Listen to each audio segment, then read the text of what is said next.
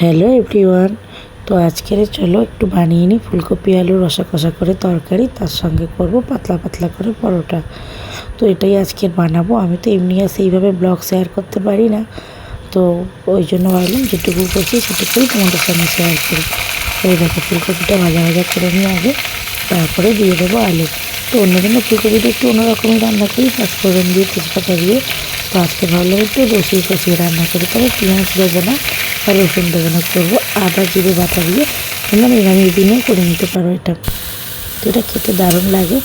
তো আমি ভাবলাম আজকে এটা এইরকমভাবে তরকারি করবো আর পরোটা করবো, এতে তোমাদের দাদাভাইয়েরও ভালো লাগলো। দাদাভাই একটু রসা কষা জিনিস পছন্দ করে, হালকা পাতলা জিনিস খেতে চায় না, বিশেষ করে এইসব ফুলকপি তরকারিগুলো মোটেই খায় না। মাছ দিয়ে ঝোলালে তবু খায়, কিন্তু নিরামিষ তরকারি একদমই খেতে চায় না। তাই আজকের একটু অন্যভাবেই রান্না করে নিচ্ছি। দেখো কড়াই দিয়ে দিয়েছি তেজপাতা ফোড়ন, ফুলকপিগুলো ভেজে তুলে রেখেছি। এর মধ্যে দিয়ে দেবো আলু, আর আলুগুলো একটু লাল লাল করে ভেজে নেব। তার মধ্যে দিয়ে দেবো মশলার মধ্যে রয়েছিল আদা জিরে টমেটো, এইটুকুই দিয়ে ভালো করে একটু কষিয়ে নিচ্ছি। তারপরে দিয়ে দেবো একটু লঙ্কা গুঁড়ো আর একটু হলুদ গুঁড়ো।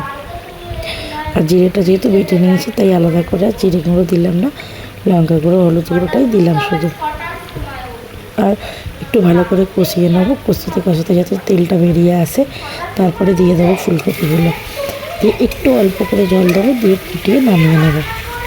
তো এই দেখো কষানো হয়ে এসছে, প্রায় তেলটা ছেড়েই গেছে অনেকটাই, ভেতর থেকে তেলটা বেরিয়েই আসছে। তো এবারে একটু এর মধ্যে আমি ফুলকপিটাই দিয়ে দিলাম তাড়াতাড়ি করে, কারণ ছেলে খাবে। একটু ওটো পাড়ার মধ্যেই ছিলাম, ছেলের খিদে পেয়ে গেছিলো, ঘুমও পেয়ে গেছিলো। ও স্কুল থেকে এসছে, তো ওর শরীরটা অনেকটাই টায়ার্ড ছিল, আবার পড়ছিল, পড়ে উঠে বলছিল খুব খিদে পেয়েছে মামন। তাই একটু ওটোপাটা করেই করছি যাতে ঘুমিয়ে না পড়ে। ছেলে মানুষ তো ঘুমিয়ে পড়ে, সারাদিন অনেকটাই পরিশ্রম হয়। তো চলো এখন ফুলকপিগুলো দিয়ে দিয়েছি। তো খেতে কিন্তু দারুণ হয়েছিল, আমি তো টেস্ট করেইছি।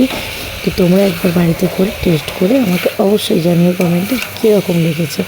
পাতলা পরোটার সঙ্গে পরোটাটা কিন্তু বানাবো আটা আর ময়দা পাইল করে, মানে মিক্সড করে নিয়ে, শুধু ময়দা দিয়ে বানাবো না, আটা ময়দা একসঙ্গে করে নিয়েই পরোটাটা বানাবো।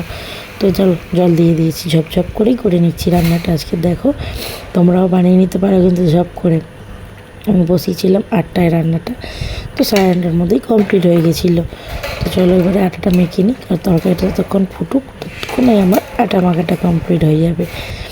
এই যে দেখো আটা মাখতে লেগে পড়েছে কিন্তু তাড়াতাড়ি করে। এবারে পরোটাগুলো ঝপঝপ করে বেলবো, ঝপঝপ করে ভাজবো। আর তার সঙ্গে দেখো তরকারিটাও কমপ্লিট, তরকারিটা ঢেলে ফেলি।